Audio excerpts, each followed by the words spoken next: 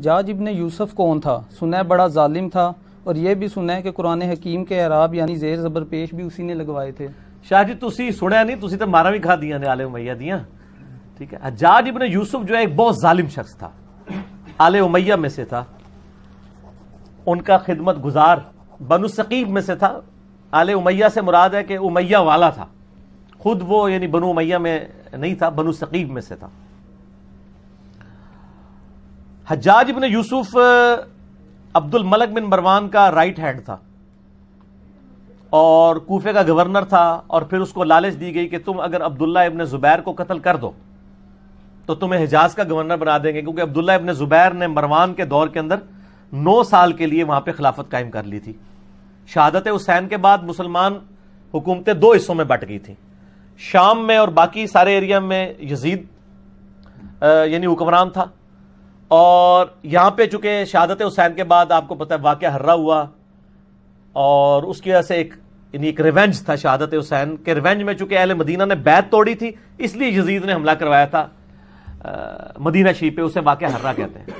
اس کے بعد خانہ کعبہ شریف میں اس پورے ایریا میں عبداللہ ابن زبیر نے حکومت قائم کر لی، پھر ان کو بھی شہید کرنے کے لیے اس نے بھیجی فوج، لیکن وہ کامیاب نہیں ہوئی۔ پھر مروان بعد میں آیا، بیچ میں کچھ عرصے کے لیے یزید کا بیٹا تھا معاویہ، لیکن اس نے چھوڑ دیا، معاویہ ابن یزید۔ بعد میں مروان بھی کوشش کرتا رہا، کامیابی نہیں ہوئی۔ جب اس کا بیٹا عبد الملک بن مروان بنانا تو اس نے حجاج ابن یوسف ظالم شخص کو بھیجا، اور اس نے پھر دوبارہ سے یعنی چڑھائی کی، اور یہ پوری ڈیٹیل آپ کو صحیح مسلم میں ملے گی کتاب الحج چیپٹر میں، اور مشکات میں بھی آپ کو 30 جلد میں جو قریش کے مناقب والا بیان ہے نا، اس میں آپ کو مسلم شریف کی حدیث ملے گی۔ ایک حدیث یہ ملے گی کہ نبی علیہ السلام نے فرمایا بنو ثقیف میں ایک کذاب اور ایک ظالم شخص پیدا ہوگا، ایک کذاب اور ایک ظالم۔ کذاب کے بارے میں یعنی لوگوں کا دعویٰ ہے مختار سقفی، ہمیں کوئی دلیل نہیں ملی، ترمذی سے ایک لے کے آتے ہیں، لیکن وہ امام ترمذی نے کہا ہے کہ کہا جاتا ہے، کہا تو بہت کچھ جاتا ہے، سند بیان نہیں کی ہے۔ بہرحال اسما بنت ابی بکر سیدہ عائشہ کی جو بڑی بہن تھی، انہوں نے کہا کہ یہ جو بنو ثقیف کا ظالم ہے وہ حجاج ابن یوسف ہے۔ یہ صحیح مسلم میں، اور پوری حدیث مسلم شریف میں مشکات میں 30 جلد میں آپ کو ملے گی پوری ڈیٹیل حدیث کہ عبداللہ ابن زبیر کو اس نے شہید کروا دیا، اور مکے کے دروازے پہ اس نے ان کی لاش ٹانگ دی عبرت کے لیے، نعوذ باللہ، صحابی رسول کی، عام صحابی نہیں، صحابی رسول کا بیٹا، اشرف مبشرہ حضرت زبیر کا بیٹا، حضرت عائشہ کا بھانجا اور سیدہ اسما کا بیٹا۔ اور یہ وہ شخص ہے، بخاری شریف میں آتا ہے کہ جی کفار مکہ کہتے تھے کہ ہم نے بندھن کر دی، مسلمانوں کی اولاد نہیں ہوگی۔ پہلا بچہ جو پیدا ہوا وہ عبداللہ ابن زبیر تھے۔ نبی علیہ السلام نے اپنے مبارک ہاتھوں سے ان کو گھٹی دی تھی کھجور کی، یہ گھٹی دینا بھی سنت ہے، صحیح بخاری میں آتا ہے، یہ عام بندہ نہیں ہے۔ ان کی لاش ٹانگ دی، عبداللہ ابن عمر وہاں سے گزرے اور کہا کہ اے ابو خبائب تم پر سلام ہو، یہ ان کی کنیت تھی، اور ان پر سلامتی بھیجی، اور کہا کہ یہ جو آل امیہ کے لوگ ہیں تمہارے بارے میں جھوٹ بولتے ہیں، تم ایسے نہیں تھے، تم بہت عبادت گزار تھے، تم بہت نیکوکار تھے، اور میں تمہیں منع کرتا تھا، یعنی وہ عبداللہ ابن زبیر کو منع کرتے تھے کہ آپ حکومتی معاملات میں نہ پڑیں، ذرا ان کی پیسو نیچر تھی، ان کی ایکٹیو نیچر تھی۔ تو بہرحال یہ وہ پڑھ کے چلے گئے وہاں سے، تو بعد میں حجاج بن یوسف کو کسی نے بتایا کہ عبداللہ بن عمر نے تو بڑے تعریفی کلمات، یہ لادہ بات ہے، حجاج بن یوسف نے بعد میں عبداللہ بن عمر کو بھی قتل کروا دیا۔ آل امیہ نے کسی کو نہیں چھوڑا، جو ان کے حاکم بھی تھے ان کو بھی شہید کروایا۔ یہ بھی صحیح بخاری میں آتا ہے حج والے چیپٹر میں کہ حجاج بن یوسف تیمارداری کے لیے آیا عبداللہ بن عمر کی، کہا کہ مجھے پتہ چل جائے نا آپ کو کس نے مروایا ہے، یعنی وہ زہر آلود نیزہ مار دیا گیا تھا حج کے دوران، کیونکہ امیر حج یہ ہوتے تھے، تو گورنر وہ تھا، وہ کہتا تھا منو امیر حج کیوں نہیں بنا دے، ٹھیک ہے، تو عبداللہ بن عمر کیوں امیر حج ہوتے ہیں؟ تو عبداللہ بن عمر نے فرمایا میرا قاتل وہ ہے جس نے احرام کی حالت میں آلات جنگ لانے کی اجازت دی ہے، یعنی تو اب ڈائریکٹ تو نہیں کہہ سکتے تھے نا، ظالم آدمی تھا، تقیۃً انہوں نے ایک بات کی، میسج کنوے کر دیا۔ تو وہ مسلم شریف کی اس حدیث میں آتا ہے کہ جب وہ عبداللہ بن عمر چلے گئے تو حجاج بن یوسف کو کسی نے بتایا، تو اس نے پھر کہا کہ ٹھیک ہے عبداللہ بن زبیر کی لاش اتار کے یہودیوں کے قبرستان میں پھینک دو۔ یہ وہ لوگ ہیں سر، یہاں لوگ آل امیہ کانفرنسز کروا رہے ہیں، یہ صحابہ کی لاشوں کو ان لوگوں نے، یہ مسلم شریف ہے سر، یہ موضوعات شریف نہیں ہے، یا یہ تاریخ شریف نہیں ہے آل امیہ اور آل عباس کی لکھوائی بھی، یہودیوں کے قبرستان میں لاش پھینک دی اور پھر یہ کہا کہ اس کی ماں کو بالوں سے گھسیٹ کے میرے پاس لے کے آؤ. یہ مسلم شریف کے الفاظ ہیں. اور ماں کون ہے؟ حضرت عائشہ کی بڑی بہن اسماء بنت ابی بکر. تو اسماء بنت ابی بکر کو جب یہ پیغام پہنچا نا تو انہوں نے کہا کہ ٹھیک ہے میں تو ان کا جی آپ کو بلا رہے ہیں وہ, اور اگر آپ نہ آئے تو بالوں سے گھسیٹ کے. بولے اعوذ باللہ تعالی. تو اسماء نے کہا ٹھیک ہے پھر مجھے بالوں سے گھسیٹ کے لے کے جاؤ, میں نے تو نہیں جانا. اب وہ جو آئے تھے ان کو بھی شرم آئی کہ یار حضرت ابو بکر کی بیٹی ہے, یہ عائشہ کی بڑی بہن ہے, اور عبداللہ ابن زبیر صحابی کی ماں, اور بالکل شروع میں اسلام قبول کرنے والوں میں. تو پھر حجاج ابن یوسف غصے سے خود آیا. یہ پوری ڈیٹیل مسلم شریف میں, مشکات میں بھی آپ کو مل جائے گی. آیا غصے سے اور آ کے اسماء بنت ابی بکر کو کہتا ہے کہ دیکھ میں نے تیرے بیٹے کے ساتھ کیا اشر کیا ہے. ایک ماں اس کے بچے کی لاش کو لٹکایا اتنے دنوں کے لیے اور پھر آ کے یہ بات بھی کر رہا ہے. تو اسماء بنت ابی بکر نے صحیح پھکی والا جواب دیا آگے سے. اس نے کہا دیکھ میں نے اس کو کیسا برباد کیا. اس نے کہا حجاج تو نے میرے بیٹے کی دنیا برباد کی ہے, اس نے تیری آخرت برباد کر دی ہے. تو نے میرے بیٹے کی دنیا برباد کی, اس نے تیری آخرت برباد کر دی. تو کامیاب کون ہوا؟ عبداللہ ابن زبیر. اور آگے مسلم شریف کے الفاظ ہیں کہ اسماء بنت ابی بکر کہتی ہے کہ ہم نے رسول اللہ سے سنا تھا کہ بنو ثقیف میں ایک کذاب اور ایک ظالم پیدا ہوگا. کذاب تو ہم دیکھ چکے, ظالم تو ہے. حجاج ابن یوسف سے کہا ٹھیک ہے. اور پھر فرمایا کہ میں نے سنا ہے تو مجھے کہتا ہے کہ 2 آزار بند والی. یہ سیدہ اسماء کی یعنی آپ سمجھ لیں ایک خصوصیت کے طور پہ بیان کیا جاتا تھا, 2 آزار بند والی. تو اس نے کہا ہاں. تو ان کا تجھے پتا یہ 2 آزار کیوں تھے؟ ایک یہ جو آزار میں باندھا کرتی تھی نا ابو بکر اور رسول اللہ صلی اللہ علیہ وسلم کا کھانا لے کے میں غار ثور میں جایا کرتی تھی, اور دوسرا آزار میری تہمت ہوتی تھی جس سے کوئی عورت بھی آزاد نہیں ہو سکتی, اور اس وجہ سے میرا نام پڑ گیا تھا 2 آزار بند والی, رسول اللہ صلی اللہ علیہ وسلم کا کھانا لے کے. تو آپ اندازہ کریں کہ آل امیہ نے ان لوگوں کو جنہوں نے اسلام کے لیے اتنی قربانیاں دی تھی ان کے ساتھ کیا کیا ظلم کیے ہیں. صرف آل رسول کے ساتھ ظلم نہیں کیے, باقی صحابہ کی اولاد کے ساتھ بھی. یہ جو آج جو ہے وہ سعودیہ کے ریال لے کے ان کے فضائل و برکات جھوٹے بیان کرنے کی کوشش کر رہے ہیں, ان کو پتہ نہیں ہے کہ یہ بھی کیا کر رہے ہیں, یہ اپنی دنیا بچانے کے چکر میں اپنی آخرت برباد کر رہے ہیں ان کی جھوٹی وکالت کر کے. اور سر آپ کو حقائق اگر جاننے ہیں نا تو آپ یہ میرا ریسرچ پیپر پڑھیں, واقعہ کربلا کا حقیقی پس منظر 72 صحیح الاسناد احادیث کی روشنی میں اہل سنت کی مین سٹریم کی کتابوں سے میں نے 200 روایتیں جمع کی ہیں, اکثر بخاری اور مسلم سے. تو یہ جناب حجاج ابن یوسف تھا اور یہ اس کی اصلیت تھی. پھر اس کا اینڈ بھی ہوا ہے سر, ہر بندے کی اخیر ہوتی ہے نا, ہر بندے کی اخیر ہوتی ہے. پھر اس کو پھر کینسر ہو گیا تھا اور بڑی یہ بری بھیانک موت مرا ہے, اور موت کی اس نے آخری جس صحابی کو قتل کروایا وہ سعید ابن جبیر تھے, تابعی. ٹھیک ہے نا, وہ بھی بڑا دردناک واقعہ ہے, وہ میں بیان کروں تو آدھا گھنٹہ اور لگ جائے گا. اس کے بعد پھر وہ کسی پہ قادر نہیں ہوا قتل کرنے پہ, اور پھر بعد میں لوگوں نے خواب میں دیکھا ہے ان کا مجھے روزانہ ہر شخص کے بدلے میں 1 دفعہ قتل کیا جاتا ہے, اور اس کے بارے اس سعید ابن جبیر کو قتل کرنے کے بدلے میں 100 دفعہ قتل کیا جاتا ہے جو میں نے اس کے ساتھ ظلم کیا تھا. وہ بھی شیان علی میں سے تھے, خیر التابعین ہے سعید ابن جبیر رضی اللہ تعالیٰ عنہ, عبداللہ ابن عباس کے شاگرد.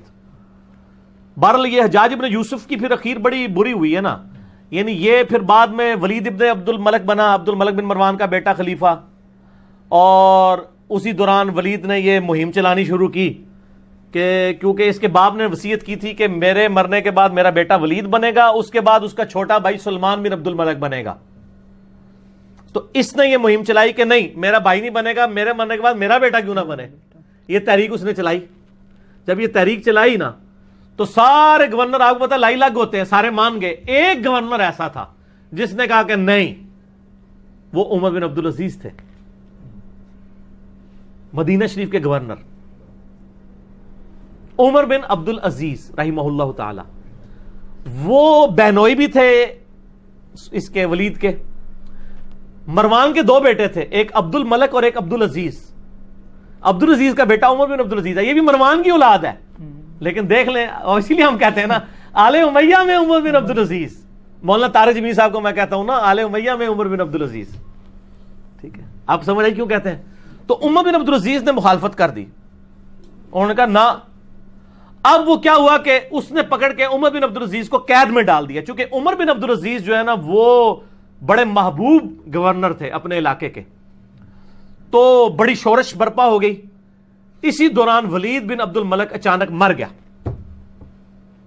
تو آٹومیٹیکلی سلمان بن عبد الملک خلیفہ بن گیا، اس کا چھوٹا بھائی. اور ان کی بہن تھی فاطمہ، وہ عمر بن عبدالعزیز کی بیوی تھی. اس لیے کہتے ہیں فاطمہ سے زیادہ طاقتور عورت کبھی نہیں گزری، کہ جس کا باپ بھی 3 براعظموں کا خلیفہ، جس کے 4 بھائی 3 براعظموں کے خلیفہ، اور جس کا خاوند بھی 3 براعظموں کا خلیفہ. اور بڑی درویش عورت تھی وہ فاطمہ بنت عبد الملک بن مروان. تو فاطمہ جو تھی نا درویش عورت، اس کی بیوی. اب وہ سلمان بن گیا خلیفہ. سلمان جب خلیفہ بنا تو اس کو یہ چیز معلوم تھی کہ میری خلافت میں سب سے بڑی کنٹریبیوشن عمر بن عبدالعزیز کی ہے. ٹھیک ہو گیا؟ یہ اس کے دماغ میں تھا کہ اگر عمر بن عبدالعزیز نہ ہوتا تو میرا بھتیجا اس وقت خلیفہ ہوتا، اور مجھے تو اس نے معزول کر دیا تھا میرے بڑے بھائی نے. تو اس لیے وہ ان کو یعنی آگے آگے رکھتا تھا. مسجد نبی شریف کی امامت بھی کراتے تھے. انس بن مالک کے بارے میں سنن نسائی میں آتا ہے کہ میں نے رسول اللہ صلی اللہ علیہ وآلہ وسلم کے بعد بڑے عرصے کے بعد کسی ایسے شخص کے پیچھے نماز پڑھی ہے جو بالکل نبی علیہ السلام کے طریقے پہ ہمیں نماز پڑھاتا ہے، اور وہ عمر بن عبدالعزیز ہے. 99 ہجری میں خلیفہ بنے، اور 101 ہجری میں صرف 38 سال کی عمر میں آل امیہ نے زہر دے کے ان کو شہید کر دیا. ٹھیک ہو گیا؟ تو عمر بن عبدالعزیز جب خلیفہ بنے تو یعنی یہ گورنر تھے اور سلمان خلیفہ بن گیا. پھر انہوں نے مشورہ دیا کہ حجاج ابن یوسف کو معزول کیا جائے، یہ ظالم آدمی ہے.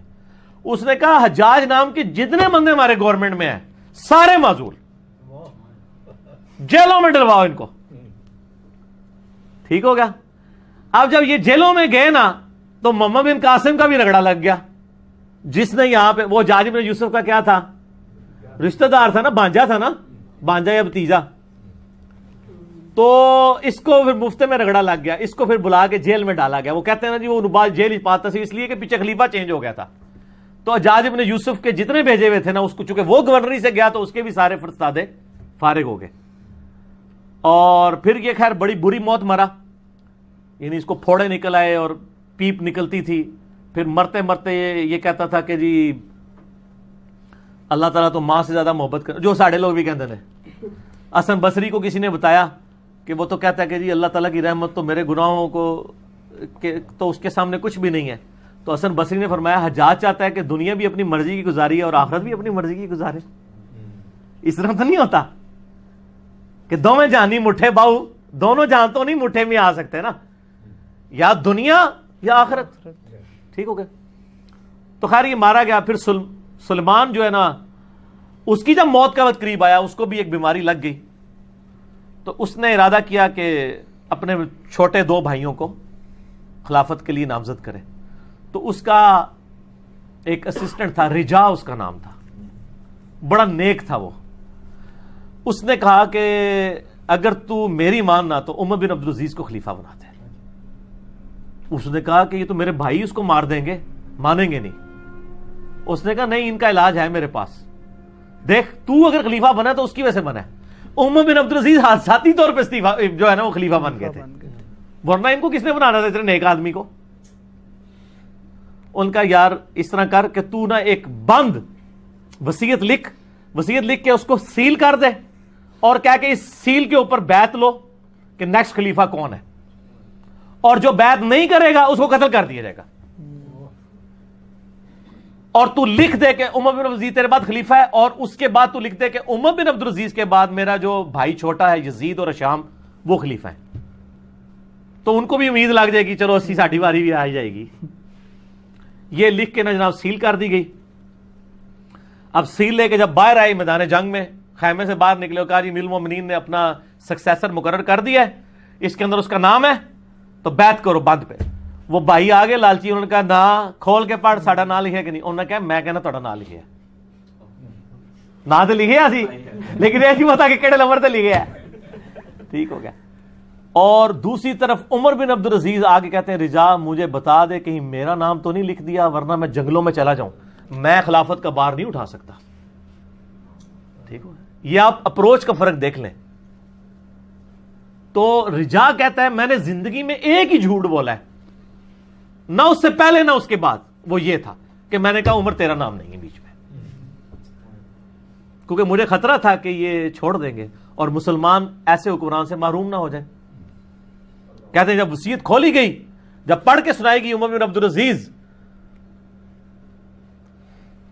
تو عمر بن عبد العزیز جو ہے وہ بے ہوش ہو کے گر پڑے. دو بندوں کے سہارے, ایک 35 سال کا نوجوان 2 بندوں کے سہارے لا کے ممبر تک لایا گیا پہلا خطاب کرنے کے لیے, اور آل امیہ کے چہرے لٹک گئے. لیکن جب پڑھا کہ ان کے مرنے کے بعد وہ بھی بنیں گے تو ان کو امید لگ گئی, ان کا چلو ٹھیک ہے ساڈا یار بہنوئی ہے نا 100 کرو کیڑا باہر دا بندہ ہے. ٹھیک ہو گیا. دادا تو ساڈا مروان ایک ہی ہے نا. ٹھیک ہو گیا, پردادا. تو یہ پورا معاملہ ہوا. عمر بن عبد العزیز رحمہ اللہ تعالی ورضی اللہ تعالی عنہ وعلیہ السلام یوں خلیفہ بنے. پھر سر 2 سال صرف ان کو رہنے دیا ہے, 2.25 سال. جتنی حضرت ابوبکر کی خلافت کا ٹینیور ہے نا اتنا ہی ان کا. اور دیکھ لیں اسلام میں 5 خلفاء ابو بکر, عمر, عثمان و علی اور حسن ابن علی کے بعد 6ٹھا خلیفہ ان کو مانا جاتا ہے. بیچ میں کسی کو خلیفہ نہیں مانا جاتا. الا منہاج النبوہ. 2 سال کے اندر, 2.25 سال کے اندر انہوں نے پچھلے 40 سال میں آل امیہ نے جتنی لوگوں کی جدادیں ہتھیائی تھی نا ان کی اولادوں کو بلا کے واپس کی. جو جاگیر فدق تھی وہ بنو ہاشم کے حوالے کر دی, اور ممبروں پہ جو پچھلے 60 سال سے سب و شتم ہو رہا تھا مولا علی پر, لعنت کروائی جاتی تھی, وہ بند کروا کے ان اللہ یأمر بالعدل والاحسان یہ والی آیت خطبے میں داخل کی. اور تبدیلی آ گئی جناب, یہ تبدیلی تھی جو آئی. اور راوی کہتے ہیں کہ جی عمر بن عبد العزیز جب خلیفہ بنے نا اس سے پہلے تک یہ حالت تھی کہ لوگوں کی چوراہے پہ یہ گفتگو ہوتی تھی تیرے کتنے پلاٹ ہیں اور تیرے کتنے بنگلے ہیں اور تیری کتنی بیوی ہیں. اور جب عمر بن عبد العزیز خلیفہ بنے تو چوراہوں پہ یہ گفتگو ہوا کرتی تھی کہ تو نے اس ہفتے کتنے نفلی روزے رکھے اور کتنا قرآن پڑھا. کیوں کہ جب عمر بن عبد العزیز جمعے کی نماز پڑھانے کے لیے آتے تھے تو 10 15 پیوند ان کے کرتے کے اوپر لگے ہوئے ہوتے تھے.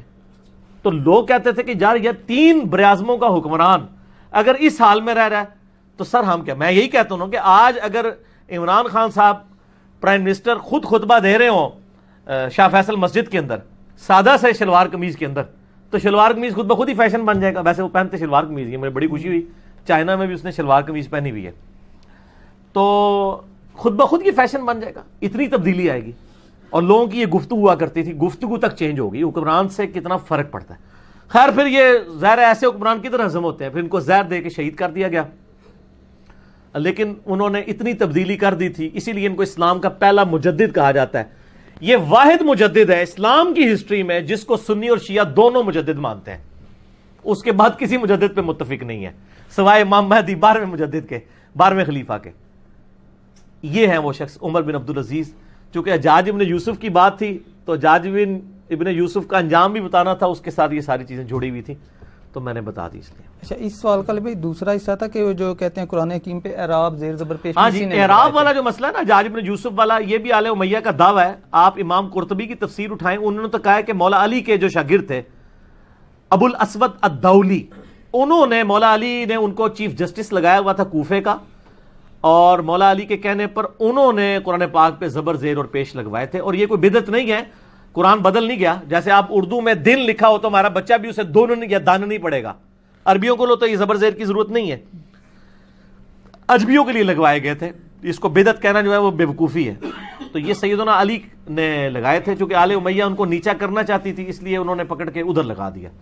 اور اگر لگوائے بھی ہوں تو بخاری مسلم کی حدیث ہے کہ اللہ تعالیٰ فاسق سے بھی دین کا کام لے سکتا ہے, اس سے کوئی فرق نہیں پڑتا. دین کا کام تو اللہ تعالیٰ کسی سے بھی لے سکتا ہے, اصل وہ اپنے اعمال کے مطابق اٹھایا جائے گا. ٹھیک ہو گیا. بخاری مسلم میں وہ حدیث ہے نا کہ ایک شخص بڑا اچھا قتال کر رہا تھا, آپ نے فرمایا دوست کی ہے.